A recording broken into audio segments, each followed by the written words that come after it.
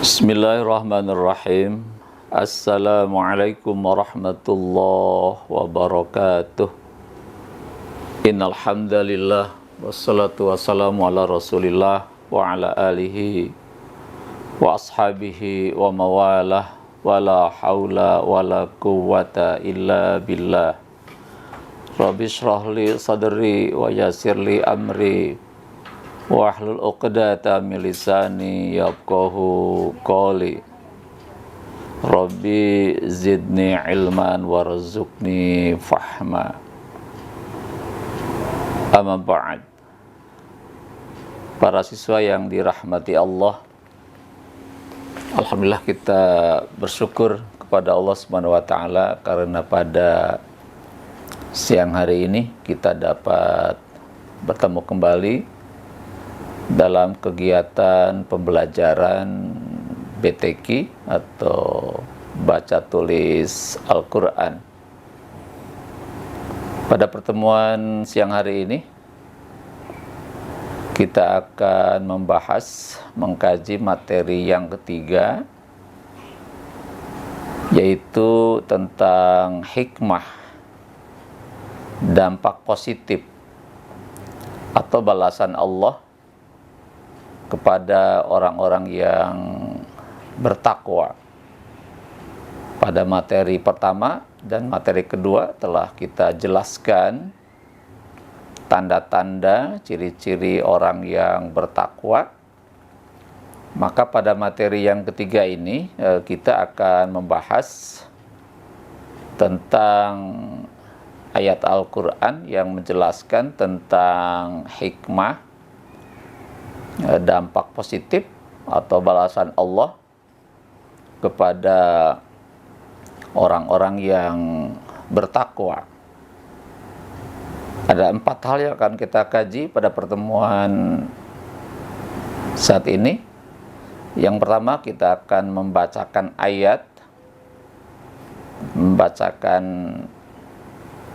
Al-Quran tentang hikmah bagi orang-orang yang bertakwa. Yang kedua, menerjemahkan perkataan ayat tersebut. Yang ketiga, akan mengidentifikasi hukum bacaan atau tajwid ayat tersebut. Dan yang keempat, kita akan membahas tentang makna yang terkandung di dalam ayat tersebut. Maka dari itu, kepada para siswa ya kelas 10, silahkan disimak penyajian materi ini dengan serius, sungguh-sungguh, biar Anda dapat memahaminya dengan baik. Dan apabila setelah penyajian materi ini ada hal yang kurang dipahami, ya, tidak dimengerti lewat media YouTube ini, maka nanti silahkan Anda sampaikan pada saat KBM berlangsung. Kita akan diskusi dan akan memberikan jawaban tambahan atas hal-hal yang kurang dipahami ya. Jadi mohon diikuti dengan baik, disimak dengan baik ya, sehingga kita dapat memahami materi dengan baik dan benar. Baiklah, kita akan mulai. Yang pertama, kita akan membacakan Al-Quran yang menjelaskan tentang hikmah atau balasan Allah kepada orang-orang yang bertakwa. Terdapat di dalam Al-Quran surah At-Tolaq ya, At-Tolaq ayat 2, ayat 3, ayat 4 dan ayat 5. Jadi ada 4 hikmah yang kita dapatkan kalau kita bertakwa kepada Allah. Tapi pada 4 ayat ini kita tidak membaca seluruhnya ayat ini ya. Kita tidak membaca seluruh ayat ini. Tapi kita akan langsung membaca ayat-ayat yang langsung menjelaskan tentang hikmah bertakwa. Ya, sekali lagi, jadi ketika membaca ayat ini, tidak membaca ayat seluruhnya dari awal sampai akhir, Tapi kita langsung pada poin utamanya yang terkait dengan hikmah bertakwa kepada Allah. Ya, kita mulai membaca Al-Quran. Silakan dibuka Al-Qurannya, surah At-Tolak, surah ke-65, ayat yang kedua. Nah, di ayat yang kedua, kita langsung ke penghujung ayat, ya. Lihat, di penghujung ayat ada kalimat wa may yattaqillah yaj'al lahu makhraja, yaitu. Terus ayat yang kedua di ayat yang ketiga ada di awal surah, awal ayat. Ya, jadi di ayat yang ketiga ada di awal ayat. Sekali lagi, kalau yang di ayat 2 itu posisinya ada di akhir ayat. Kalau ayat yang ketiga ada di awal ayat. Ayat yang keempat, ya, ayat yang keempat ada di akhir ayat. Dan ayat yang kelima pun ada di akhir ayat. Ya, itu adalah posisi yang akan kita baca yang terkait dengan hikmah bertakwa kepada Allah. Ya, kita mulai ayat yang kedua. A'udzu billahi minasy syaithanir rajim. Bismillahirrahmanirrahim. Ya, lihat di penghujung ayat yang kedua. Wa may yattaqillaha yaj'al lahu makhraja. Ya, diulang. Wa may yattaqillaha yaj'al lahu makhraja.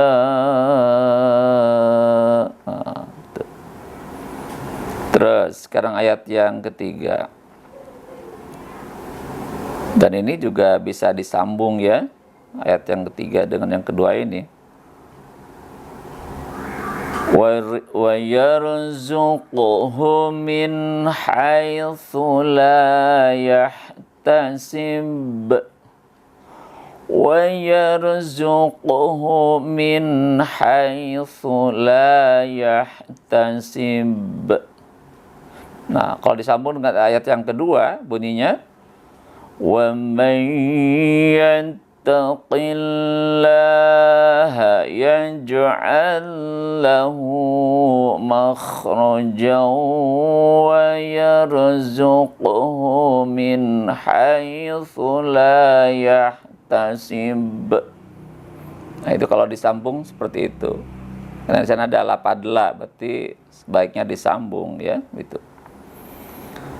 Itu At-Tolak ayat yang ketiga. Sekarang ayat yang keempat ada di penghujung, di ujung ayat.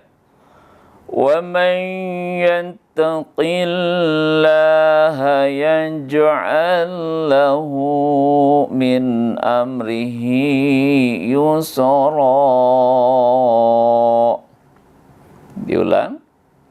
Wa may yattaqillaha yaj'al lahu min amrihi yusra. Baik. Sekarang ayat yang terakhir, ayat yang kelima. Ada di penghujung ayat juga, di akhir ayat. Wa may yattaqillaha yukaffir anhu sayyi'atihi wa yu'zim lahu ajra. Ya, diulang.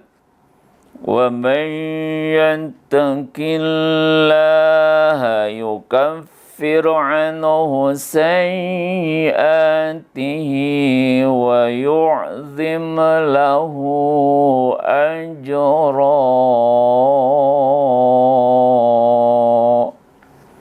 Nah, itu itu adalah bacaan ayatnya, ya. Jadi kita tidak membaca seluruhnya, ya mungkin sebaiknya dibaca, tapi untuk lebih fokus pada pembahasan materi ini, kita langsung ke poinnya saja, ya, gitu.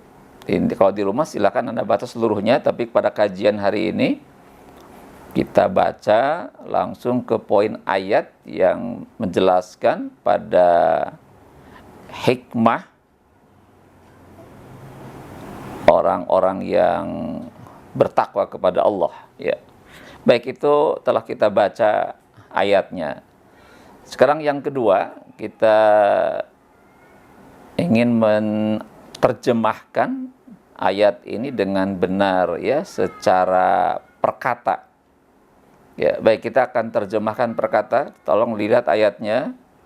Kembali lihat ayat yang kedua, ya, yang di penghujung ayat tadi. Lihat di akhir ayat. Wa may yattaqillah, wa dan man barang siapa orang yattaqillah bertakwa kepada Allah, yaj'al, maka Allah akan menjadikan lahu baginya, orang bertakwa itu adalah makhraja, jalan keluar. Ya, saya ulangi lagi. Artinya, waman dan barang siapa orang yattaqillah bertakwa kepada Allah, yaj'al, maka Allah akan menjadikan lahu baginya, orang bertakwa itu adalah makhraja, jalan keluar. Ya, gampang ya? Gampang. Terus ayat yang kedua sekarang, ayat ketiga di awal ayat. Wa yarzuqhu, ya, wa yarzuqhu, dan dia akan memberikan rezeki kepadanya, ya, dan Allah akan memberikan rezeki kepadanya min haitsu, dari arah layah tasib, yang tidak dia sangka. Ulangi lagi, wa yarzuqhu, dan Allah, dan dia akan memberikan rezeki kepadanya, ya, orang-orang bertakwa itu min haitsu, min dari haitsu arah, min haitsu dari arah layah tasib, yang tidak dia sangka, ya, yang tidak diduga-duga, gitu. Baik, itu ayat yang ketiga di awal. Sekarang ayat yang keempat, langsung ke penghujung ayat. Wa may yattaqillah, wa man dan barang siapa orang yattaqillah bertakwa kepada Allah, yaj'al lahu, maka Allah akan menjadikan baginya min amrihi, ya, dari urusannya, yusron, kemudahan. Ulangi lagi. Wa may yattaqillah, dan barang siapa orang yattaqillah bertakwa kepada Allah, yaj'al lahu, maka Allah akan menjadikan baginya, orang bertakwa itu, min amrihi, dari segala urusannya, yusron, kemudahan. Artinya Allah akan menjadikan baginya kemudahan dalam setiap urusannya, gitu, ya. Gampang banget ya terjemahnya. Sekarang yang terakhir, ayat yang kelima, ada di ujung ayat yang kelima itu. Lihat di penghujung ayat. Wa may yattaqillah, wa man dan barang siapa orang yattaqillah bertakwa kepada Allah, yukafir, ya, yukafir, maka dia akan menghapuskan, menutup, ya, maka dia, Allah akan menghapuskan anhu, darinya, sayaatihi, kesalahan-kesalahannya atau dosa-dosanya, wa yu'zim, dan dia akan melipat gandakan lahu baginya ajron, pahala. Coba diulang. Waman dan barang siapa orang yattaqillah bertakwa kepada Allah, yukafir, maka dia akan menghapuskan, akan menutup anhu, darinya, sayatihi, kesalahan-kesalahannya. Jadi Allah akan menghapuskan darinya kesalahan-kesalahannya, ya, akan menghapuskan kesalahan-kesalahan dari orang bertakwa itu. Wa yu'zim, dan akan melipat gandakan, dan dia, Allah, akan melipat gandakan baginya ajron, pahala. ya Allah akan mengadakan pahala baginya. Itu adalah terjemahan ayat per kata. Bisa dimengerti ya, bisa dipahami, gampang dalam mengartikan ayat ini. Nanti silakan dikaji ulang lagi. Baik, itu adalah nomor 2, kita sudah menerjemahkan ayat per kata dengan baik dan benar ya, gitu. Sekarang yang ketiga kita akan menjelaskan, mengidentifikasi hukum bacaan atau tajwidnya ya, kita biar tidak salah dalam membaca ayat itu.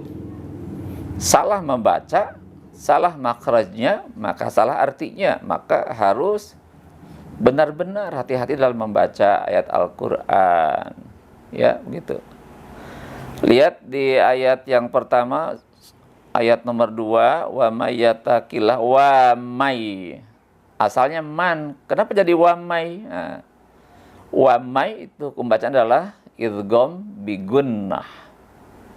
Idgham artinya memasukkan nun mati atau tanwin ke dalam huruf yang 4. Ada iya, nun, mim, dan waw. Jadi kalau nun mati ketemu huruf yang 4, ya, nun, mim, waw, maka itu hilang nun matinya ya, karena masuk ke dalam huruf yang 4 itu, ke dalam huruf ya di sini, dan dibaca dengung ya. Wa may, nah gitu bacaannya, wa may, nah, itu masuk dengan dengung.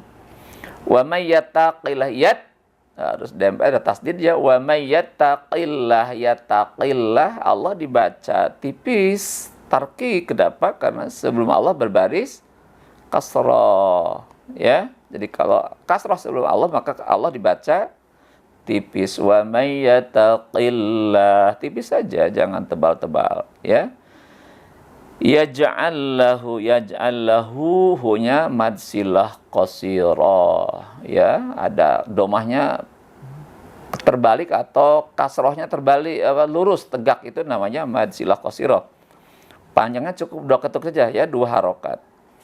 Wa may yattaqillaha yaj'al lahu makhraja ya, yaj'al lahu makhraja. Apa itu makhraja?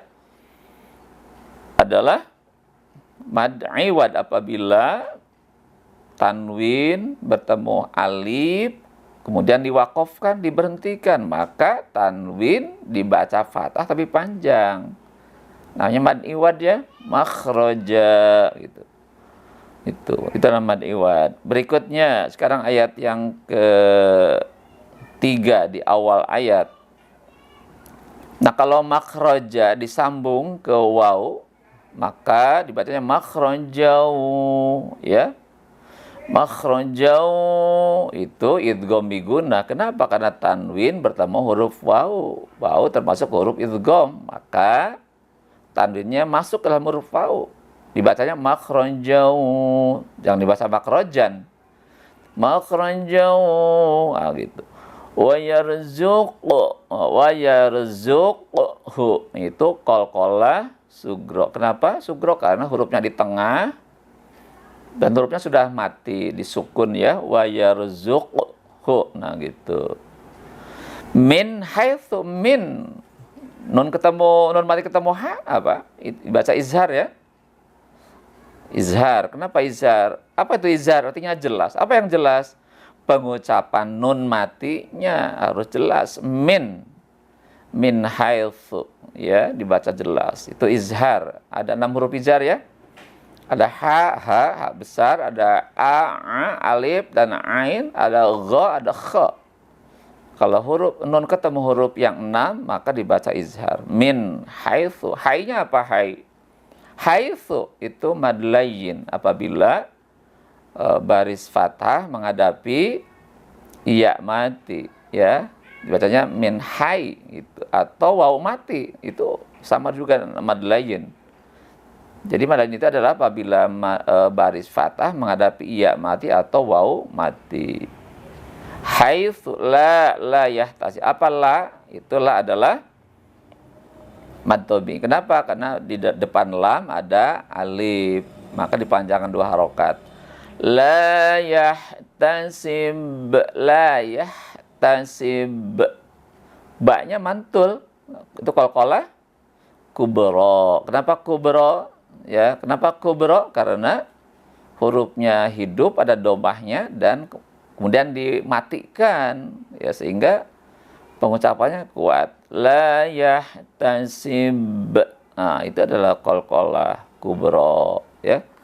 Baik, sekarang ayat yang keempat, ayat nomor 4, ya. Wa may yattaqillah, sama wa may itu idgham bi gunnah, yattaqillah sama dibaca tarkik Allahnya karena berbaris kasrah sebelum Allah, terus yaj'al lahu, lahu sama itu mad silah qasirah, terus min itu sama itu izhar ketemu alif yang nun matinya min, jangan ming tapi min, amrihi hinya mad silah qasirah, bisa domah kebalik atau kasrohnya lurus, itu mad silah qasirah, dibacanya 2 harokat.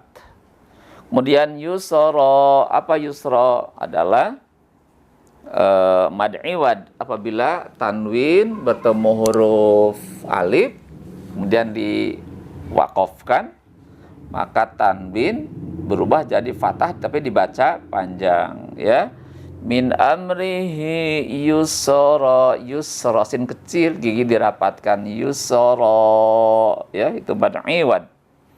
Yang terakhir ayat yang kelima ada di penghujung ayat, wa may yattaqillah, sama wa may itu idgham bi gunnah, yattaqillah Allah dibaca tarkik tipis, yukaffir anhu, anhu apa itu anhu? Itu izhar, kenapa nun mati ketemu ha besar, ya, anhu itu izhar. Sayyi'a, a-nya itu mad badal, lihat ada patah berdiri di atas huruf alif, ya, ada patahnya berdiri tegak, patah tegak di atas huruf alif, mad badal. Apa di badal? Artinya pengganti, asalnya a-nya 2 itu karena tidak efektif, ya, tidak efisien, maka alifnya ditarik ke atas naik, ya, itu namanya badal, pengganti alif. Sayyi'atihi-nya sama mad silah qasirah. Terus wa yu'zim lahu, apa itu lahu? Itu mad silah tawilah, lahu domahnya berdiri, terbalik, ada tanda mad panjang, itu mad silah tawilah, ya, panjangnya 2-6 harokat. Terus kalau nyambung ke ajron, nah sana ada alif di situ, ya, itu bisa jadi menjadi apa? Menjadi mad jaid juga di situ, ya. Itu. Ajro, apa tuh? Itu qalqalah sugro. Ajronya mad iwad. Apabila tanwin bertemu alif diwakofkan, maka berubah jadi fathah yang dibaca panjang. Ya, demikian kita telah mengidentifikasi, menjelaskan tentang hukum bacaan ayat tersebut, ya, itu. Baik, sekarang yang keempat kita akan membahas tentang makna ayat atau kandungan ayat. Silakan dilihat lagi terjemahannya.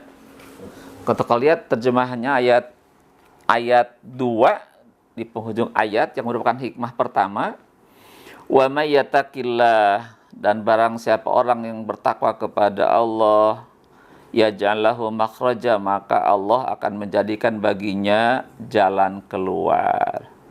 Mananya apa? Ketika orang bertakwa menghadapi suatu masalah, apapun masalahnya, sesulit apapun masalahnya, seberat apapun masalahnya, sebanyak apapun masalahnya, pastilah akan ada jalan keluar, ada solusinya. Kenapa? Allah akan menolong orang bertakwa, akan membantu, akan memberikan jalan keluar. Ya. Apa masalah hidup ini? Masalah itu sangat banyak, masalah hidup itu, ya.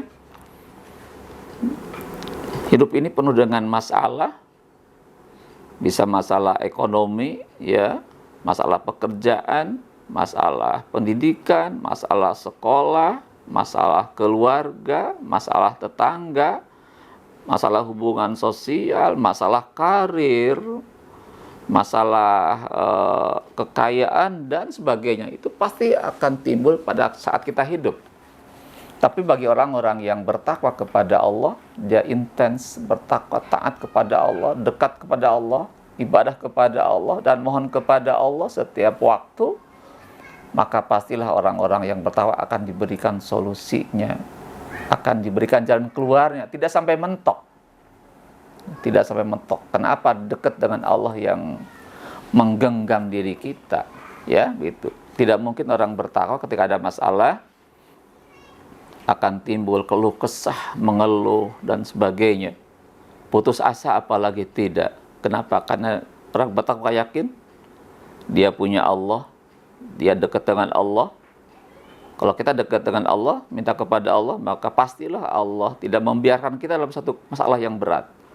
Pasti Allah akan memberikan solusi, ya, jalan keluar atas segala permasalahan hidup kita. Allah akan berikan solusi. Itu yang pertama, ya. Jadi orang yang bertakwa ketika ada masalah, seberat apapun, sesulit apapun, sebanyak apapun, pasti Allah akan memberikan solusi yang terbaik untuk kita. Ya, itu nomor satu. Yang kedua, wa yarzuqhu min haitsu la yahtasib. Lihat di ayat ketiga, di awal ayat. Hikmah yang kedua adalah orang bertakwa itu akan diberikan rizki dari arah yang tidak diduga-duga, dari arah yang tidak disangka-sangka. Saya ulangi lagi, jadi hikmah yang kedua terdapat dalam surah At-Talaq ayat yang ketiga di awal ayat. Maka orang bertakwa, kata Allah, akan dikasih rizki dari arah yang tidak diduga-duga. Jadi manakala kita butuh, ya, butuh menyangkut rizki Allah, maka Allah berikan dari arah yang tidak diduga kita, di luar perhitungan kita, di luar perkiraan kita, di luar hitungan matematik kita. Kita punya hutang besar, hutang banyak. Kita bisnis, tiba-tiba bangkrut bisnisnya, kita banyak hutang, kita bingung untuk membayar hutang itu. Maka bagi orang bertakwa, Allah akan memberikan rezeki dari arah yang tidak diduga-duga. Kita punya hutang ratusan juta, miliaran. Secara matematik, dari mana mendapatkan uang sebesar itu? Menjual apa? Dari mana? Ya, gitu. Tapi bagi Allah adalah suatu hal yang mudah. Ya, boleh jadi tiba-tiba ada teman ke rumah, ada tetangga rumah, atau orang yang tidak dikenal sama sekali atau baru kenal saja, ya, gitu. Tiba-tiba dia memberikan uang kepada kita atau memberikan jalan usaha kepada kita, sehingga secara perlahan kita akan bangkit kembali, sehingga dengan usaha yang kita bangun dari awal lagi, kita akan bisa melunasi hutang-hutang yang kita miliki. Atau kita ada rencana menyekolahkan anak misalkan, ya, ada orang tua kebingungan untuk menyekolahkan anak, sementara uang untuk masuk kuliah itu sangat besar, sekolah itu ratusan juta. Tapi tiba-tiba bagi orang bertakwa, Allah akan memberikan uang dari arah yang tidak diduga-duga, ya, gitu. Ya, tadi yang penting kita dekat dengan Allah, taat kepada Allah, maka bagi Allah itu bukan hal yang sangat sulit, bagi Allah adalah hal yang sangat mudah. Jadi yang kedua, orang-orang bertakwa maka akan diberikan rizki, ya, bisa uang, bisa harta yang lain, atau bisa kesehatan dan sebagainya. Allah berikan dari arah yang tidak diduga-duga, dari arah di luar nalar kita, di luar perhitungan akal kita, ya. Itulah